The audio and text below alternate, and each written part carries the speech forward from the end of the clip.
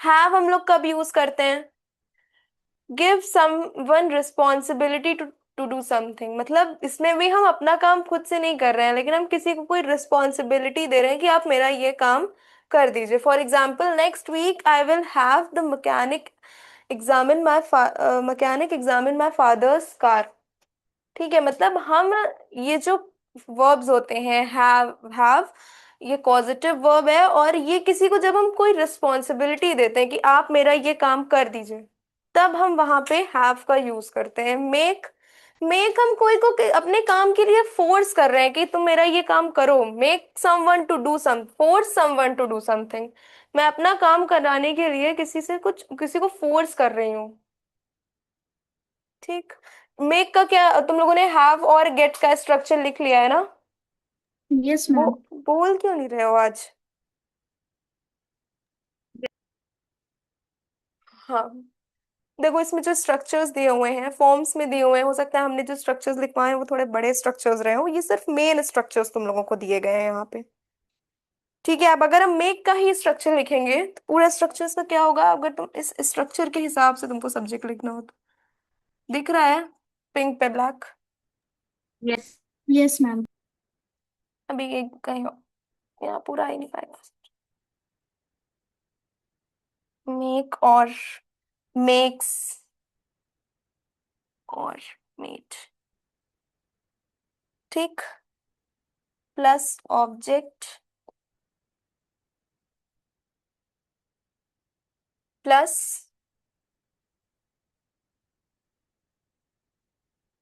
Base form of verb.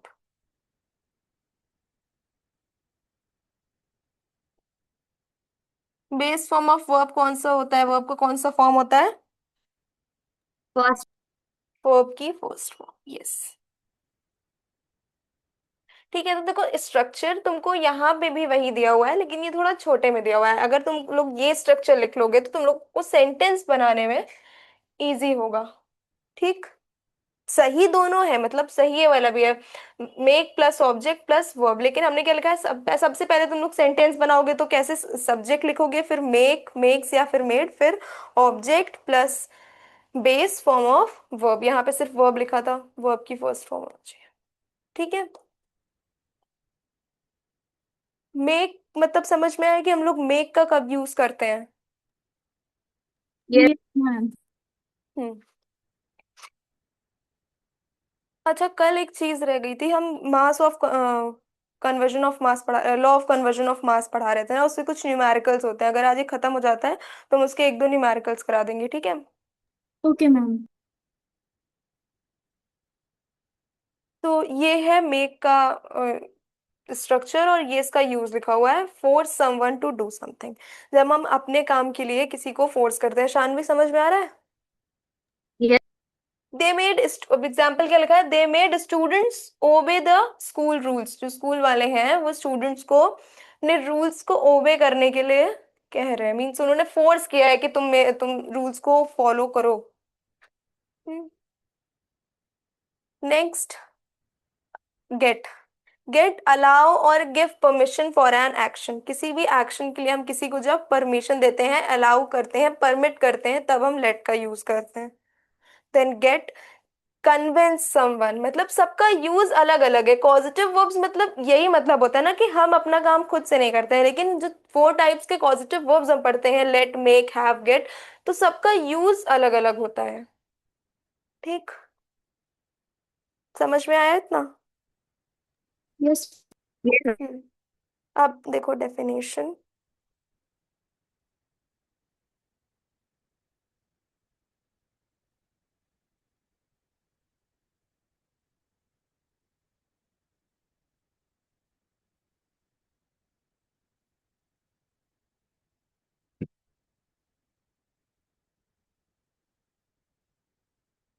Make means, to force someone to do something. देखो यहाँ हम लोग 3 पॉइंट्स लिख सकते हैं।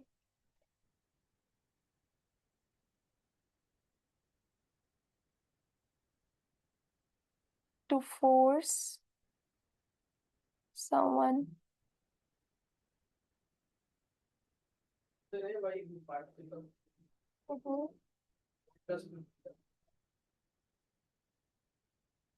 समथिंग। ठीक, पहला काम तो ये है कि जब हम पॉजिटिव वर्ब मेक का यूज करते हैं तो हम अपना काम कराने के लिए किसी को फोर्स करते हैं, to force someone to do something. Second,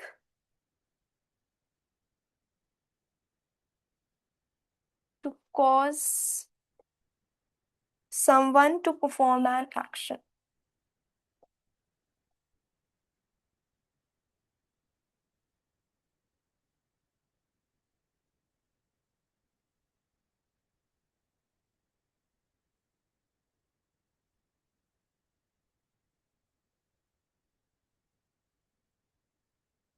ठीक, तो मेक का to compel someone to do something, third point.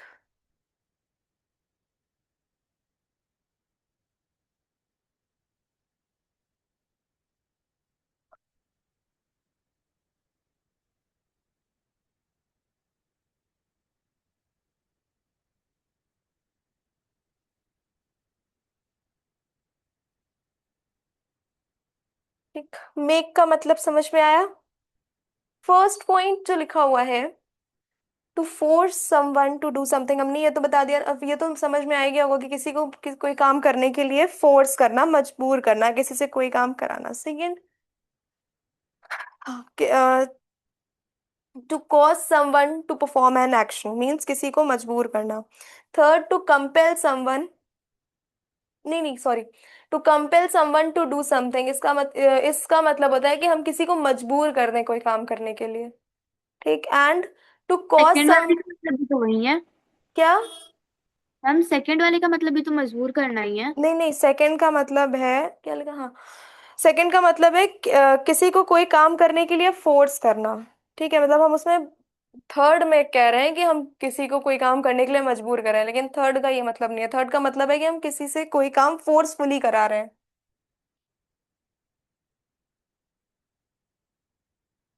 मजबूर का मतलब है कि आपको वो काम करना ही करना है, मतलब करो, तुरंत ये काम करो ही करो। ठीक है, फोर्सफुली मतलब हाँ करो, तो वो दोनों में डिफरेंस आ जाता है। ओके, अब मेक का स्ट्रक्चर।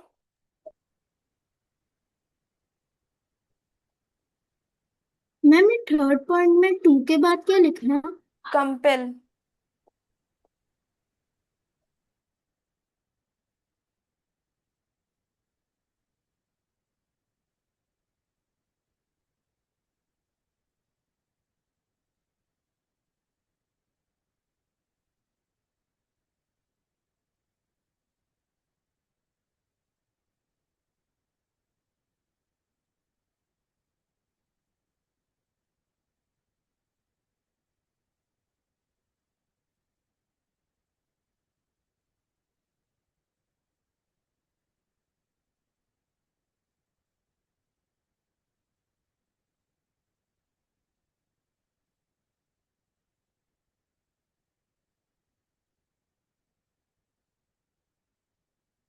ठीक, तो this is the structure of make.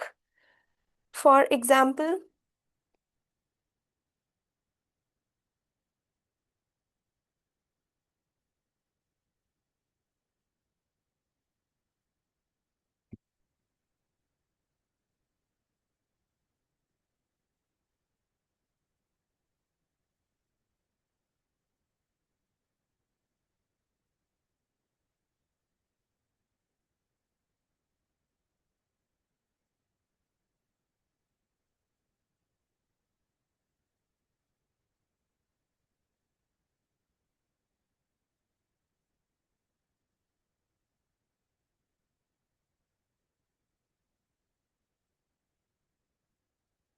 क्या ये जो एग्जाम्पल लिखा है ये स्ट्रक्चर को फॉलो कर रहा है?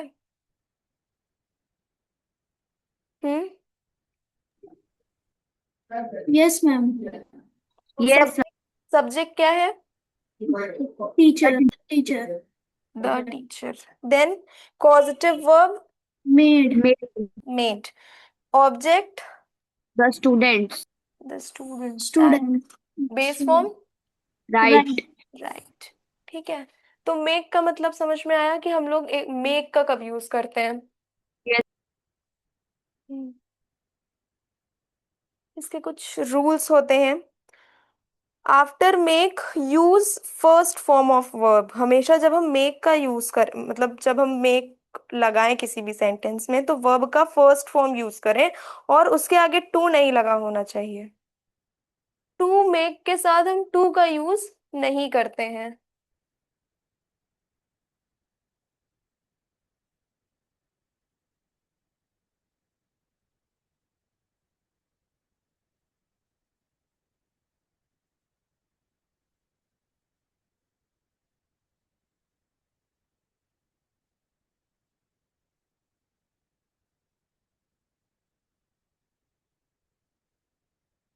ठीक।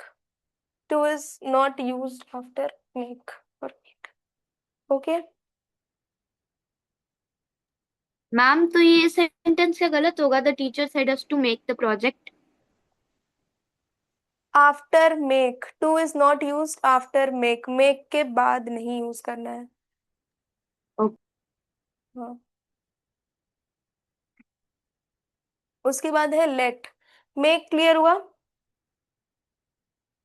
उसके यस। बाद आते यस हैं लेट मैम। पे।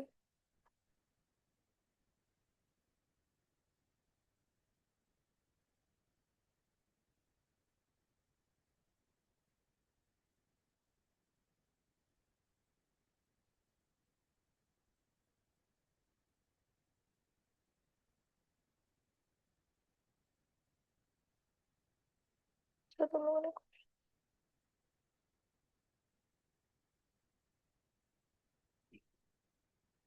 लेट मीन्स क्या होता है।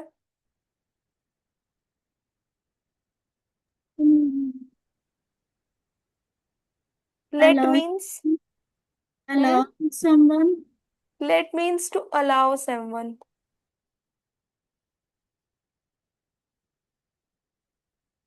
To allow. To permit.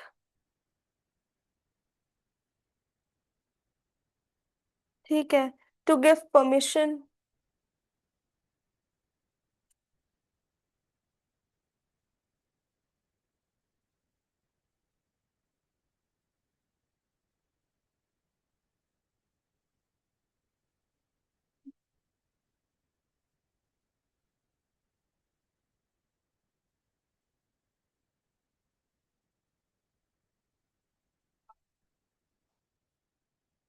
ठीक है। लेट का मतलब क्या होता है। To allow to permit to give permission, ये होता है लेट का मतलब। ठीक है। इसका स्ट्रक्चर।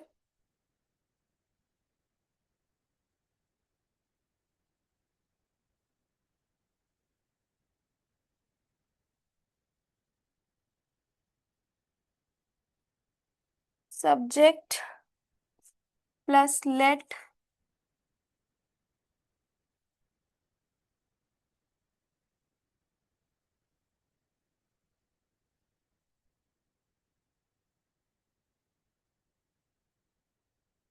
लेट्स। ठीक है। Plus object plus base verb. ठीक है। ये है लेट का structure. Subject plus let, let's और object plus base verb.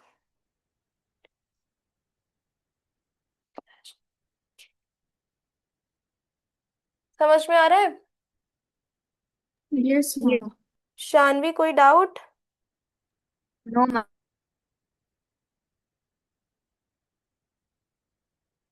My father lets me play cricket. ये जो सेंटेंस है ये इस स्ट्रक्चर को फुलफिल कर रहा है। पढ़ लो।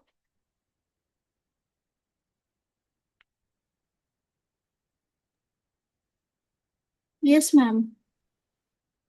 Ma'am hmm. Cricket base verb के बाद आ रहा है। क्या चीज बेस वर्ब के बाद आ रहा है? बेस वर्ब क्या है? प्ले। हाँ तो सही है मैम, सही है।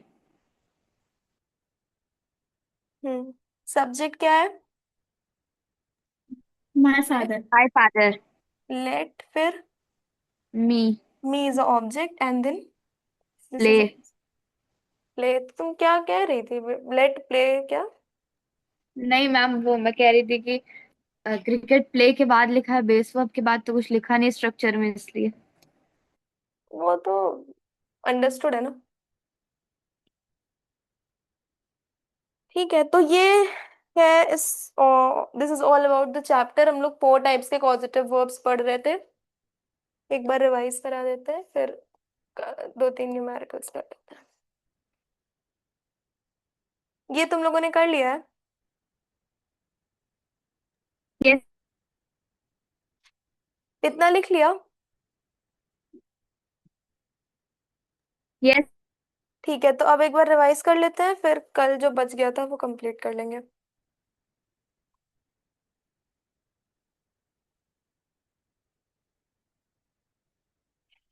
Late, make, have, get. In have हमें क्या बताता है? जब हम किसी को कोई रिस्पॉन्सिबिलिटी देते हैं कि आप मेरा ये काम कर दीजिए, ठीक है, उसका स्ट्रक्चर या उसका फॉर्म, ये सिर्फ आधे आधे फॉर्म्स दिए हुए हैं, पूरा पूरा स्ट्रक्चर किसी में भी नहीं दिया हुआ है, सिर्फ मेन चीजें यहाँ पे दी हुई हैं, ठीक।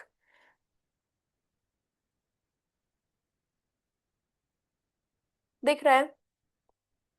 Yes ma'am. Yes. Have plus object plus verb, ठीक है, ये इसका फॉर्म है। क्यों यूज करते हैं? जब हम किसी को अपने काम की रिस्पॉन्सिबिलिटी देते हैं। For example, next week I will have the mechanic examine my father's car, ठीक है, हमने मैकेनिक को रिस्पॉन्सिबिलिटी दी है। Next, make. मेक इसका फॉर्म क्या है? Yes, make plus object plus verb. क्यों यूज किया जाता है? जब हम किसी को फोर्स करते हैं कोई काम करने के लिए, ठीक। They made students obey the school rules. Third positive verb is let. Let का स्ट्रक्चर क्या है? Let plus object plus form. Let means to allow और to give permission for an action. जब हम किसी भी एक्शन के लिए किसी को कोई परमिशन देते हैं, ठीक। Fourth is get. गेट का फॉर्म क्या है? Gate plus person plus two plus verb. Means हम जब किसी को कोई काम करने के लिए कन्विंस कर रहे हैं, मना रहे हैं, तब हम गेट का यूज करते हैं, ठीक है। ये यस। चैप्टर समझ में आया? Causative verbs. Yes. Yes ma'am. Causative verbs में कोई डाउट? No ma'am. ठीक है, अब कुछ 2-4 क्वेश्चंस थे law of conversion of mass के, वो कर लेते हैं। रिवाइज किया था law of conservation of mass? Yes. Yes. क्या होता है?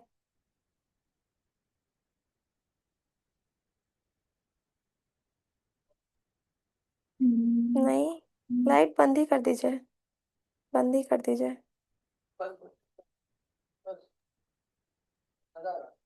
हाँ, आदत पड़ गई लगता है, संगत का असर हो रहा है मुझे।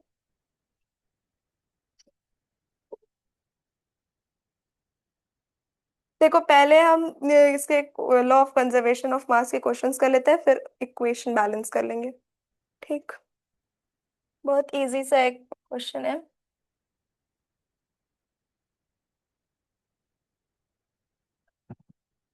हाइड्रोजन,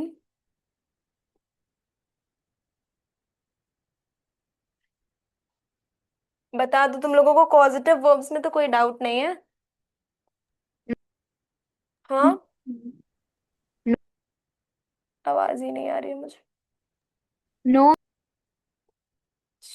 आर्यन, तुम्हें? No ma'am.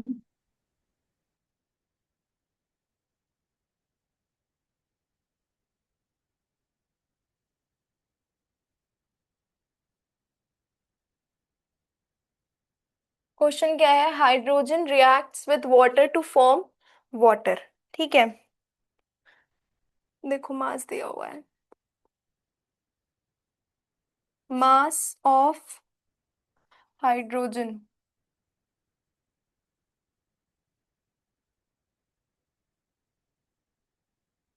4 gram mass of oxygen.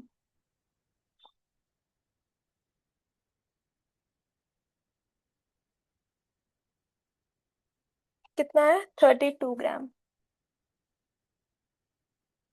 Find the mass of water formed.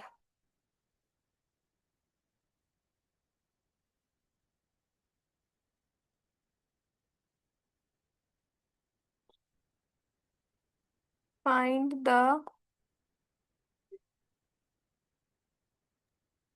Mass of water formed. अब कितना वाटर बना, हमको उसका मास फाइंड करना है। कैसे करेंगे? मैम 68 ग्राम। 68? 68 नहीं होगा। 68 बोल रहे हो ना? Yes ma'am. कैसे? हाँ मैम, ऑक्सीजन के दो मॉलिक्यूल्स है तो 32 × 2 हो जाएगा 64, प्लस हाइड्रोजन का एक एटम तो 64 + 4 68। नहीं नहीं, 68 नहीं होगा। हमें वाटर के मास ऑफ वाटर मतलब रिएक्टेंट जो हमें दिया हुआ है according to law of mass, ये कहता है कि जो हमें रिएक्टेंट और जो हमें प्रोडक्ट दिया हुआ है उसको हमें प्लस कर देना है। मीन्स हमें वाटर और ऑक्सीजन का जो मास दिया हुआ है उसको प्लस कर देना है।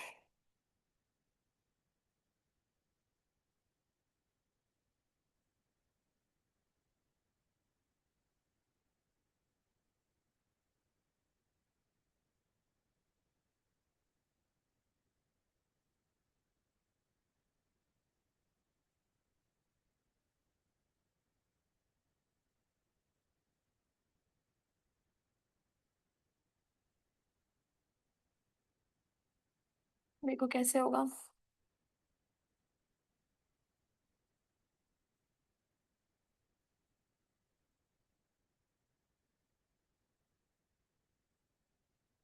ठीक, क्या करेंगे हम लोग?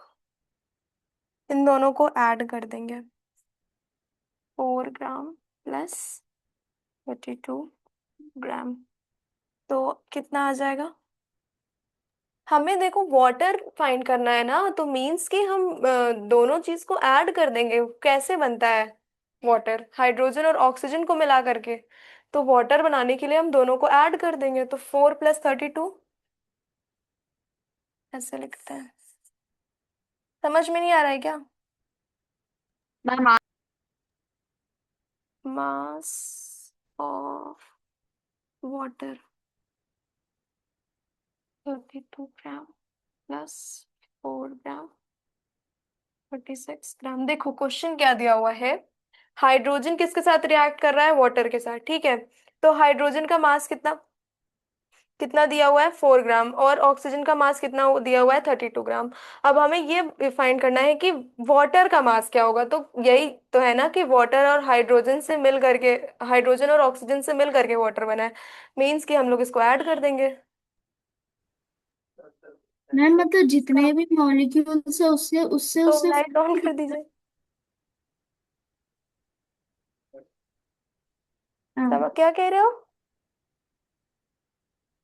क्या मैम, कह जैसे हाँ H2O है तो हाँ। उसमें हाइड्रोजन के दो एटम्स है। ओहो, वो चीज छोड़ दो ना, जो क्वेश्चन में दिया है वो देखो। ओके। पता है ये कोई हो सकता है आगे जब पढ़ो तो कोई बोल दे कि ये गलत है। ये तो केमिस्ट्री है ना, तुम ये पढ़ रहे हो सकता है आगे बोल दिया जाए, बुक्स में आ जाए कि जो तुमने प्रीवियसली पढ़ा है वो गलत है। तो वो गलत नहीं है, वो आगे तुम बढ़ते जाओगे केमिस्ट्री गलत होती जाएगी। तो जितनी चीज क्वेश्चन में दी रहा है वो देखो। अब H2O तो वो तो उसका फॉर्मूला है वाटर का, वो नहीं देखना है।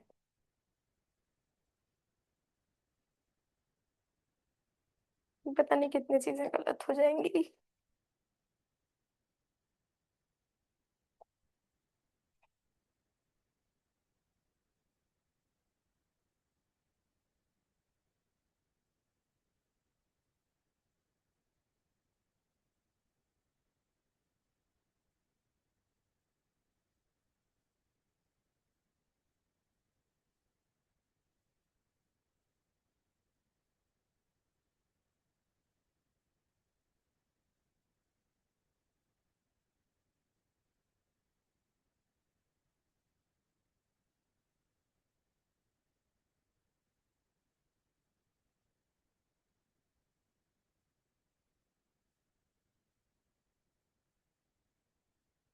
Magnesium combines to form magnesium oxide.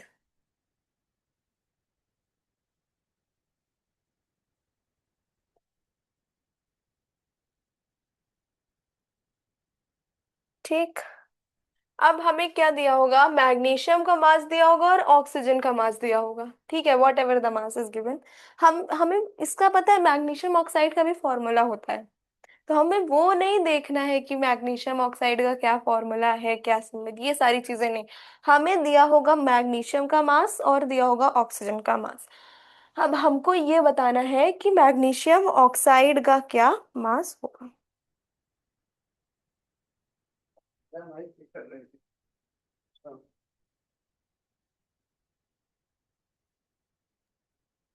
Ma'am. हाँ। मैम वो क्वेश्चन नंबर क्या लिखा है? नहीं बस कुछ नहीं, क्वेश्चन लिखा हुआ है, 2 डाल दो।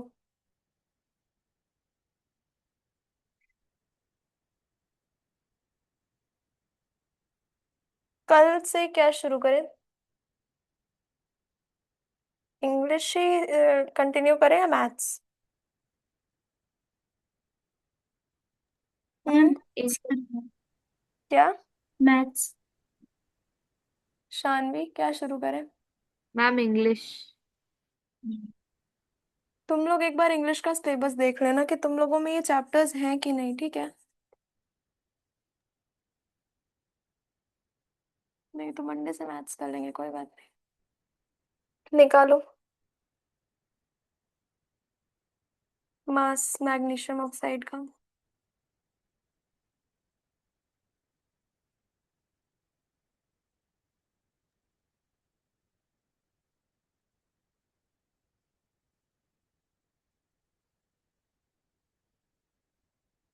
मैम 40। मैम 40 ग्राम। हम्म। ये कंप्लीट क्वेश्चन है, ठीक है। तो रिएक्टेंट्स कैसे, इसको लिखेंगे कैसे, देखो। कल एक टॉपिक आया था जिसमें हम लोग इक्वेशन को बैलेंस कर रहे थे, राइट? Yes ma'am. तुम लोगों ने इक्वेशन बैलेंस करा एक दिन? मैम आपने कल करवाया था क्लास में। उसके बाद नो। से लिखेंगे मास ऑफ रिएक्टेंट्स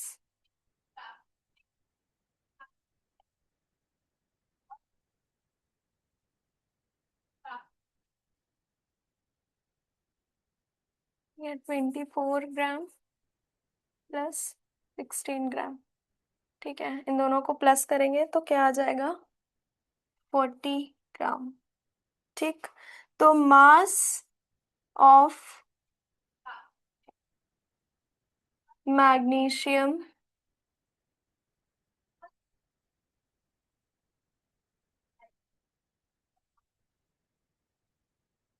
ऑक्साइड कितना आ गया, 40 ग्राम, ठीक है। यहाँ पे हम लोगों को मैग्नीशियम ऑक्साइड के फॉर्मूला से कोई मतलब नहीं है, यहाँ पे हमें सिर्फ रिएक्टेंट और प्रोडक्ट को ऐड करना है और उसका मास बताना है, ठीक है। मतलब मैग्नीशियम, और मैग्नीशियम क्या है, एक रिएक्टेंट है, magnesium plus oxygen makes magnesium oxide, ठीक है। तो हमें रिएक्टेंट दिया हुआ है ये और हमें उसका मास बताना है, उसका प्रोडक्ट हमको ये दिया हुआ है, ठीक है। Means magnesium and oxygen are reactants and magnesium oxide is a product. तो हम लोगों को रिएक्टेंट्स कितना दिया हुआ है, 24 gram of magnesium and 16 gram of oxygen, ठीक है।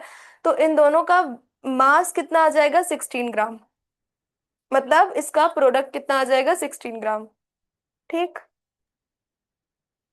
समझ में आया? मैम ये जो आपने बोला वो वापस समझाइए ना। जो मैंने बोला फिर से बताऊं, यस मैम।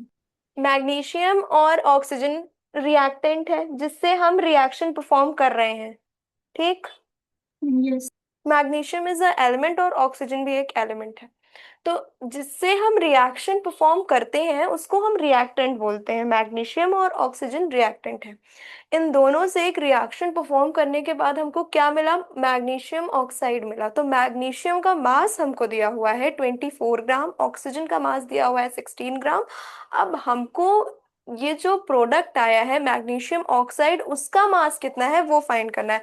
तो हम लोगों ने क्या किया, सिंपली दोनों जो रिएक्टेंट्स थे उन्हें ऐड कर दिया, तो जो प्रोडक्ट में मैग्नीशियम ऑक्साइड का मास आया है वो हमें मिल गया। Okay ma'am. अब नेक्स्ट क्वेश्चन। अब नेक्स्ट क्वेश्चन में मे भी मास ना फाइंड करना हो, मे भी दूसरे तरीके से दिया हो।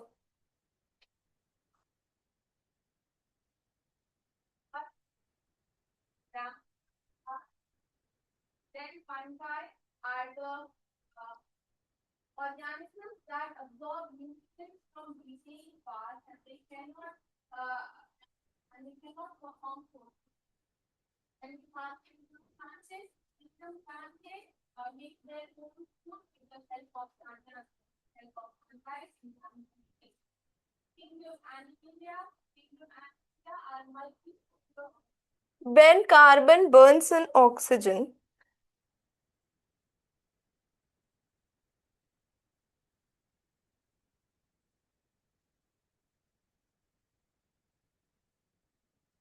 कार्बन का मास कितना दिया है 12 ग्राम।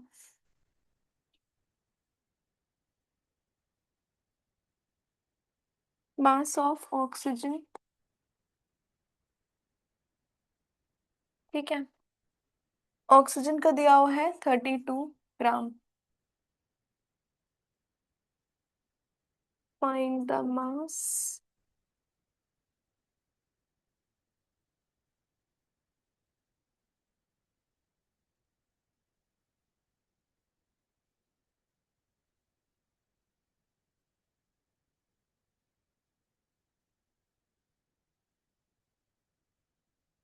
ठीक है, तो जब हमने कार्बन बर्न व्हेन कार्बन को ऑक्सीजन के साथ बर्न किया तो क्या बना, कार्बन डाइऑक्साइड। मीन्स हमने कार्बन और ऑक्सीजन का एक रिएक्शन कराया, कार्बन प्लस ऑक्सीजन, तो हमें क्या मिला, कार्बन डाइऑक्साइड मिला। तो अब हमें कार्बन डाइऑक्साइड का मास पता करना है। मीन्स कार्बन और ऑक्सीजन रिएक्टेंट है और जो हमें प्रोडक्ट मिल रहा है वो क्या मिल रहा है, कार्बन डाइऑक्साइड मिल रहा है। ठीक, तो अब हमें कार्बन डाइऑक्साइड का मास पता करना है। मैम फोर्टी कैसे लिखेंगे इसको। 40 44। 44 ग्राम। अरे प्लस तो कोई भी कर देगा, लिखेंगे कैसे।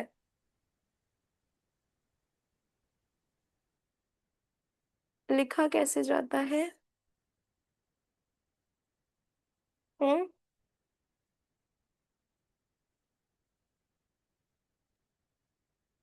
कैसे लिखा मैम तुम मास लोगों ने, डायरेक्ट प्लस नहीं कर सकते हो।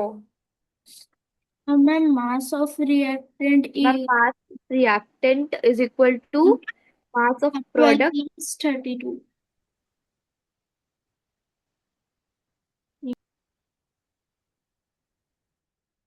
12 ग्राम प्लस 32। 32 ग्राम, कितना मिल जाएगा 44 ग्राम। तो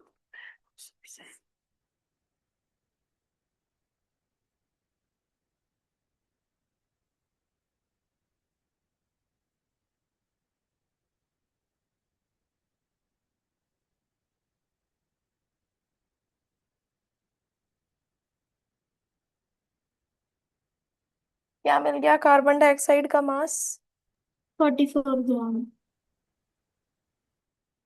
44 ग्राम। ठीक, तो समझ में आया कैसे हम इसके क्वेश्चंस करेंगे। Yes ma'am. देखो एक और देख लेते हैं लास्ट।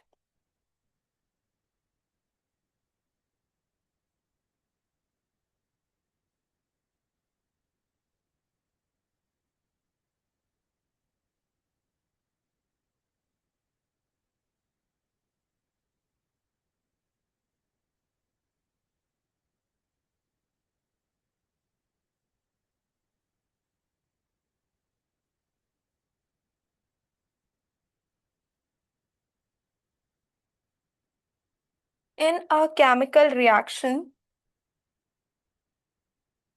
reactant A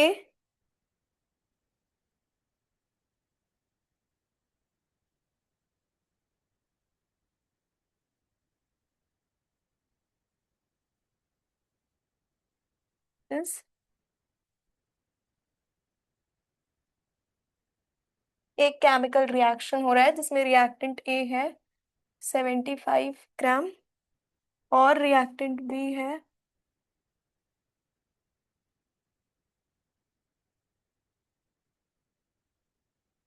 125 ग्राम। ठीक है, पूरा क्वेश्चन देख लो, अभी पूरा क्वेश्चन नहीं लिखा है हमने।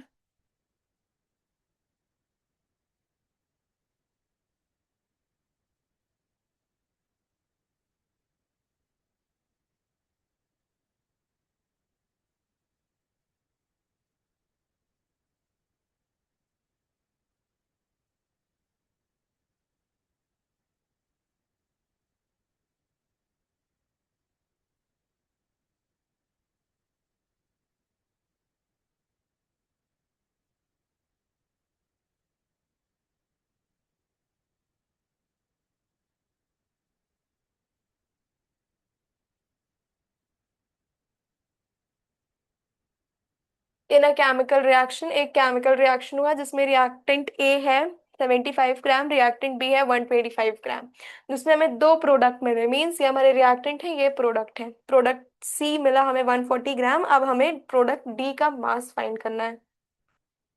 प्रोडक्ट लिखा हुआ है, ये सी है ये। बताओ।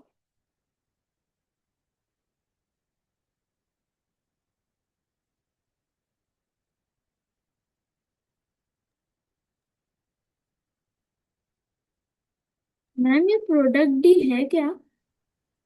ऐसे तो रिएक्टेंट ए भी नहीं लिखा है, बी भी नहीं लिखा है, प्रोडक्ट सी भी नहीं लिखा है, कुछ क्वेश्चन में दिया नहीं है। सिर्फ हमें फाइंड करना है क्या तो नहीं बताया ना। ट्राई करो, बताते हैं, फिर नहीं आता है तो गलत आएगा ना। निकालो, गलत ही निकालो।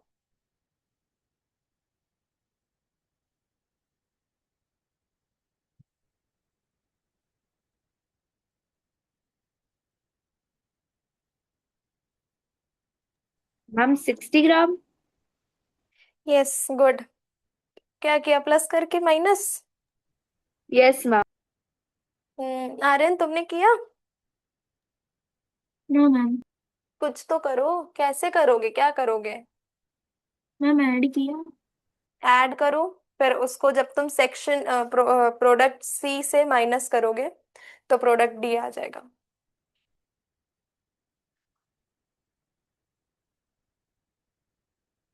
देखो इधर।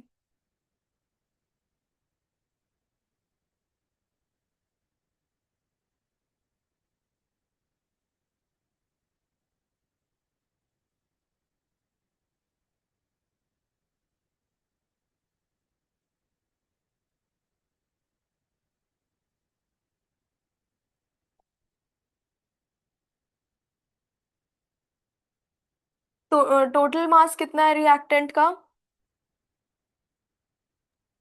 टू रिएक्टेंट का टोटल मार्क्स मास कितना है? 200 ग्राम। 200।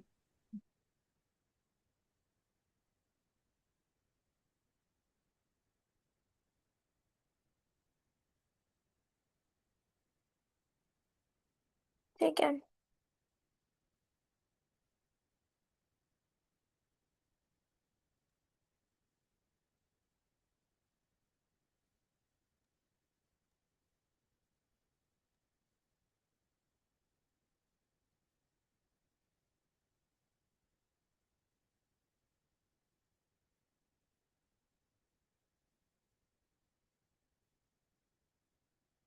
Plus product D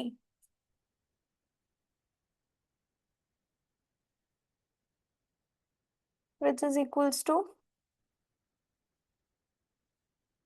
200। ठीक है, तो D equals to 200 minus 140 is equals to 60 gram. ठीक है।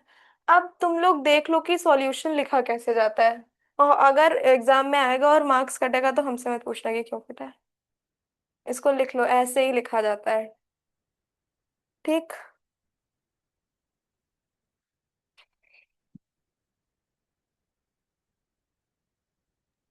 मैम हो हम्म। हो गया। Done.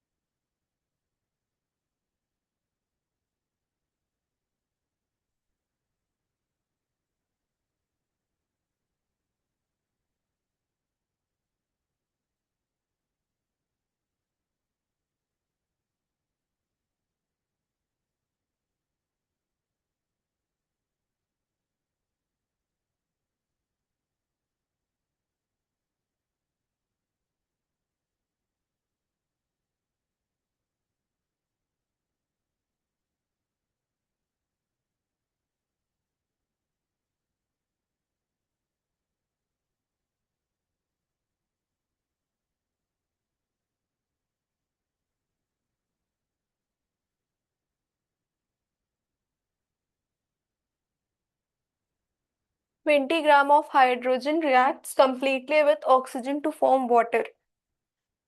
The water formed is 180 gram. Find the mass of oxygen. Question समझ में आया? Yes. Yes Aryan will tell the answer. Ma'am 180 minus 20 gram equal to 160 gram. Good.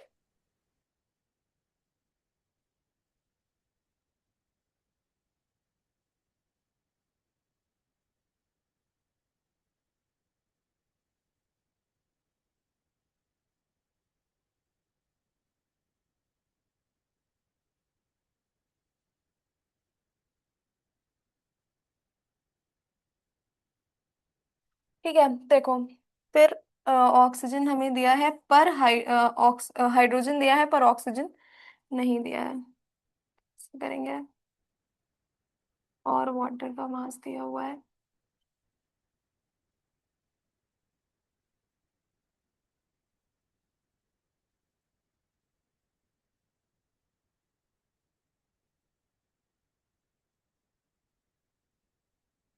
तो oxygen कितना है? ऑक्सीजन कितना है? 160। 60 ग्राम। ठीक है, समझ में आया? Yes ma'am. Yes. Okay.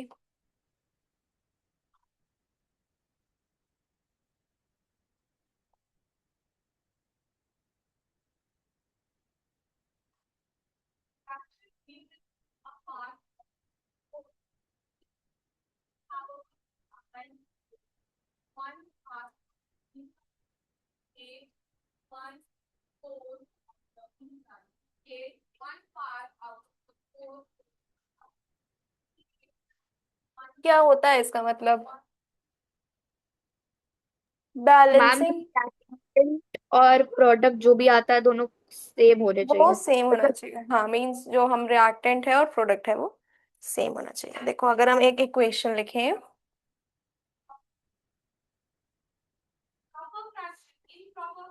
It's H2O। ठीक।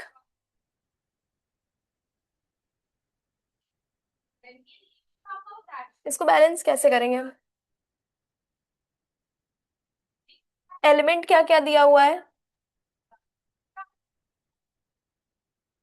एलिमेंट हाइड्रोजन और ऑक्सीजन। ऑक्सीजन। ठीक। अब ये लेफ्ट साइड है और ये राइट साइड है, राइट? Yes ma'am. हम इसको यस। बोल सकते हैं ना, लेफ्ट साइड और राइट साइड।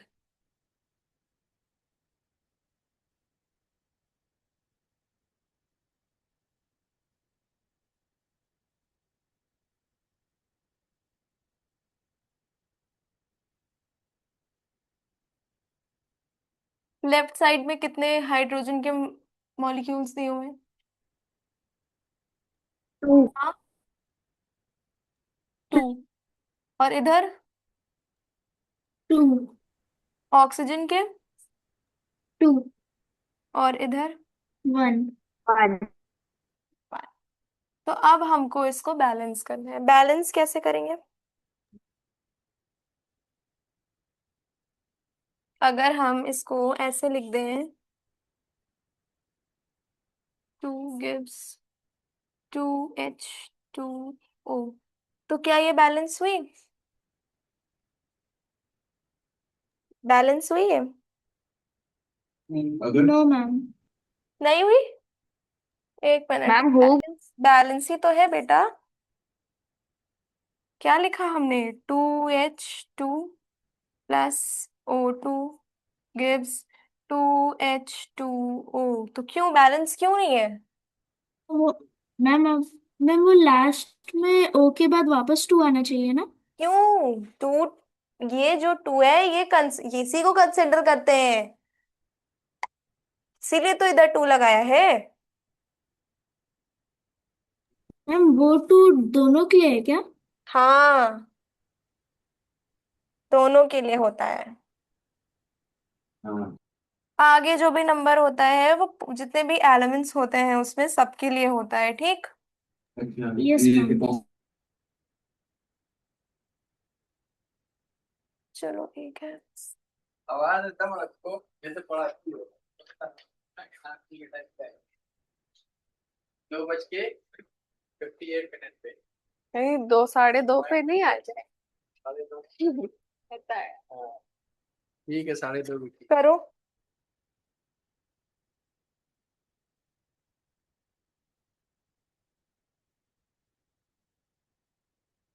इसको करो। मैम वो Cl लिखा है। हाँ, Cl लिखा है ये। 1 होता तो ऐसे लिखा होता।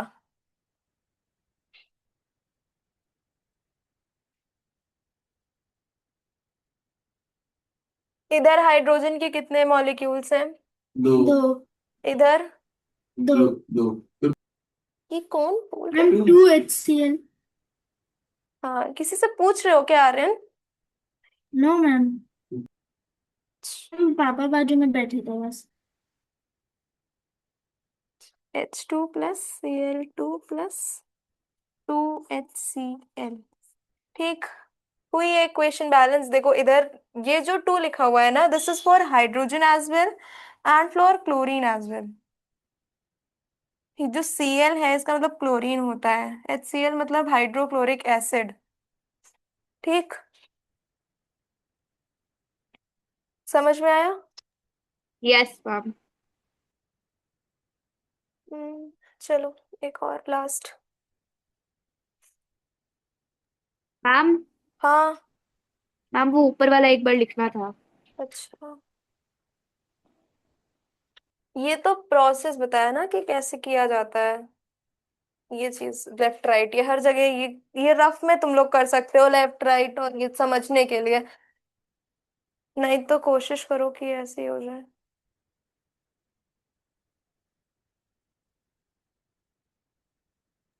मैम हो गया।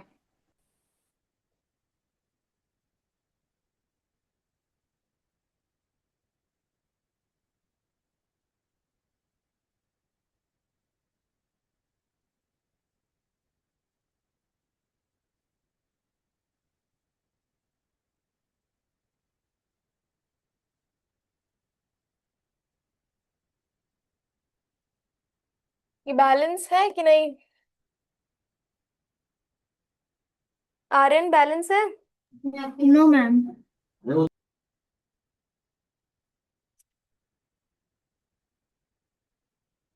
लेफ्ट साइड में हाइड्रोजन के कितने मॉलिक्यूल्स हैं? हाँ तो ले लो दो। Hydrogen, sorry. हाँ, हाइड्रोजन और नाइट्रोजन।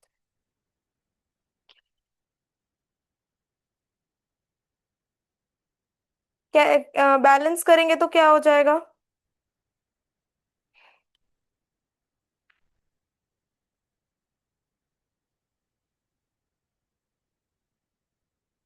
शानवी हुआ?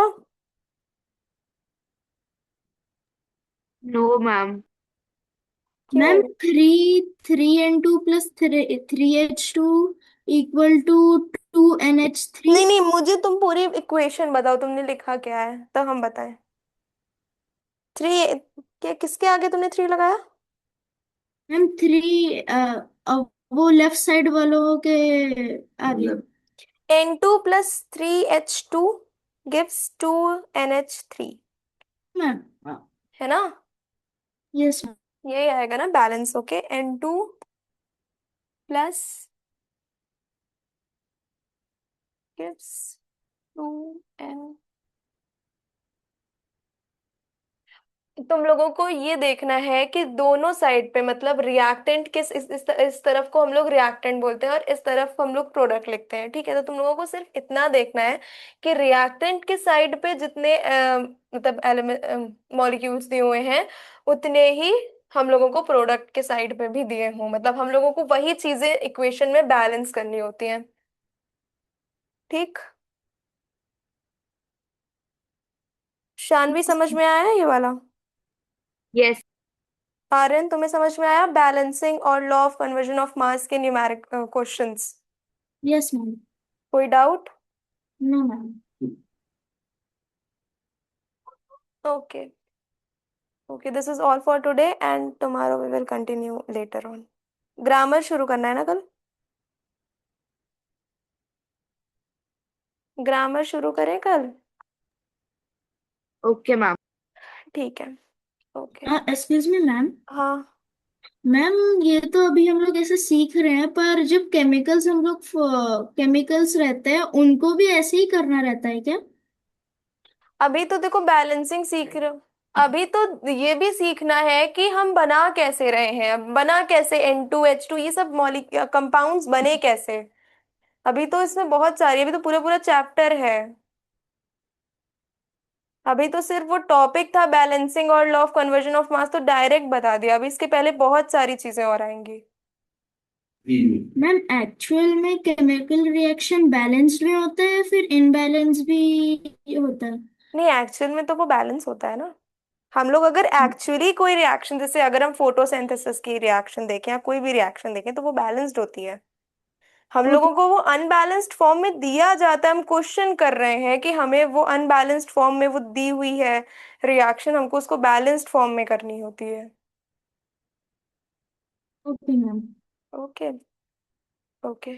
Thank you.